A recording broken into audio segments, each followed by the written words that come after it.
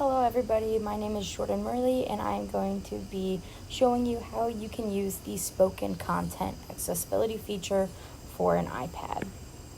In this presentation, I am going to show you how to access this feature on an iPad, specifically how this feature can be used in a learning activity from the perspective of a student, the types of users who would find this feature very helpful, and then some of the UDL guidelines that I feel it aligns with.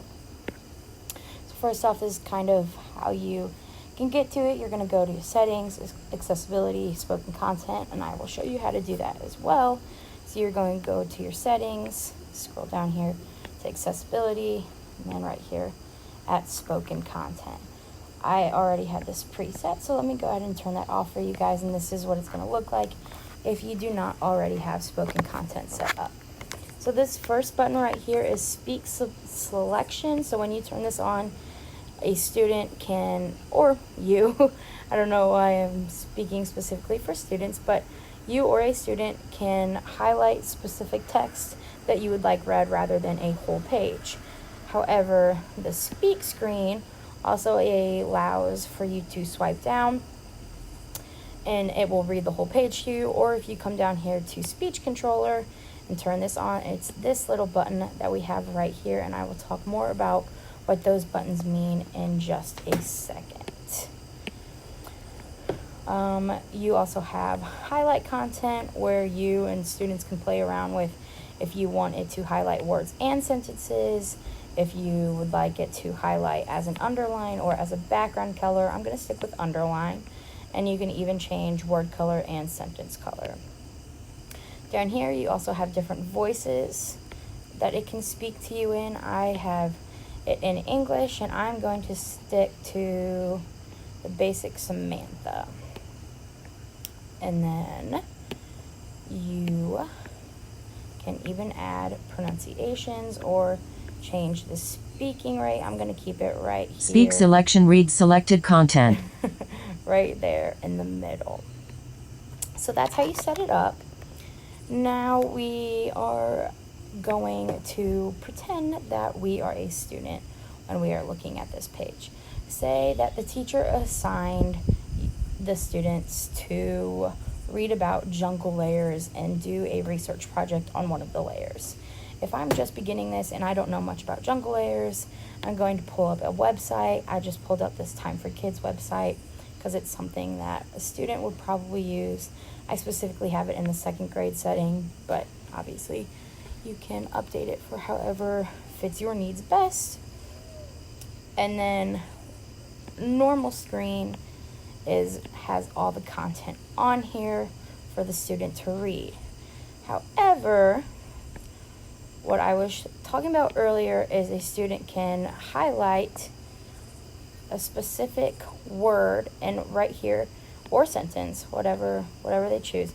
So in this word, if you click on it, there's going to be a button that pops up that says speak, R, and it will read that word or sentence for you.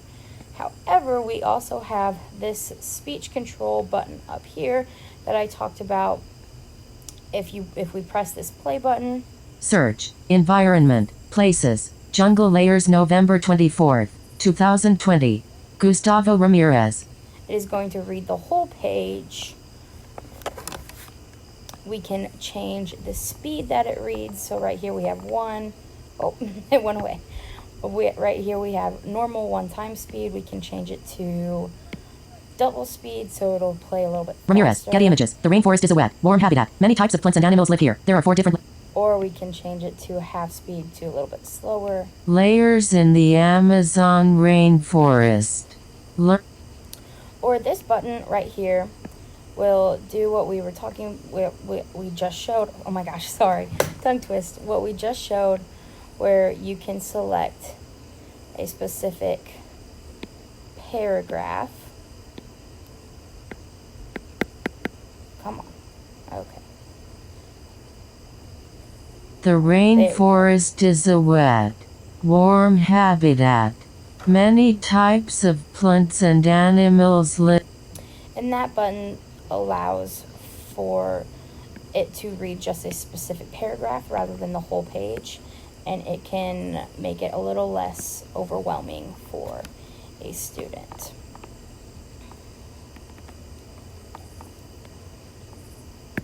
Now that I have showed you how to get there, students that would benefit, not even just students, people that would benefit from spoken content would be any visually challenged student. So if we are reading this article and we are struggling just with reading the words and understanding them or spelling them out, we can have it read to us.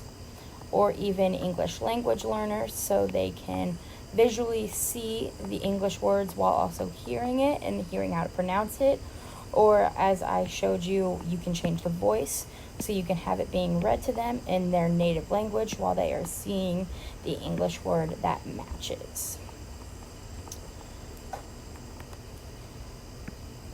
Auditory learners, so if a student feels that they learn best by listening rather than seeing it, that is a perfect way to be able to get the best of both worlds. And honestly, I think this feature is really good for anybody. No matter where you are, no matter who you are, I think it's really good and it's very beneficial. So let's take a look at some of these guidelines. Alright, I have it hyperlinked. I don't think it's going to work. That's okay.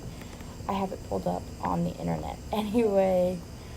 I would say that spoken content aligns really well with offer ways of customizing the display of information right here at 1.1, because the student and or individual can choose whether they would really just like to hear it, whether they would like to see it, or both, whichever way they think that they will understand the information the best, comprehend it the most. I also think that it really aligns with here 1.3, offering alternatives for visual information. Again, that is that visual information, but if you don't necessarily think that, you can read this and understand it, comprehend it the best, then it can be read to you. And I also think that it aligns here with this 4.2, optimizing access to tools and assistive technologies, because this is an assistive technology and it is very accessible, very easy to use for a student for any kind of project, whether it is researching or just having a book read to them, anything like that. Alright, now to finish up, these are some of my sources that I have used to really inform me about this spoken content feature, and places that you can go to if you would really like to find out more and different ways that you can use it and personalize it best for you. So thank you very much for listening, and I hope it was very informative.